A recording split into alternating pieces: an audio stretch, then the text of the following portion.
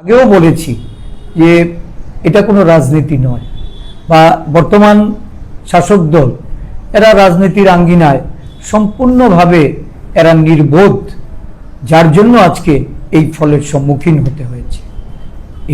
এটাই সবচেয়ে বড় বিষয়, যে একটা আবেগকে কেন্দ্র করে যেখানে ভোটাধিকার প্রয়োগ হয়, স্বাভাবিকভাবে উন্নয়ন বলুন, দুর্নীতি বলুন বা অগ্রগতির কথাই বলুন, সবটাই এখানে একেবারেই মানে ভোট রাজনীতির থেকে সম্পূর্ণভাবে এটা বিলীন ছিল। আপনি বললেন দিল্লি নির্ধারিত ফলাফল, দিল্লি কি এরকম চেয়েছে যুগসংঘ? এখন দেখুন, এরা এই রাজ্যে যতই তারা ঝামেলা করুক, নিজেদের মধ্যে সংঘর্ষ সংঘাত যাই কিছু থাকুক, এরা দিল্লিতে গিয়ে একই ঘরে একই দরজায় ঢুকে এরা মিলেমিশে বসেই এদের নীতি নির্ধারণ করে।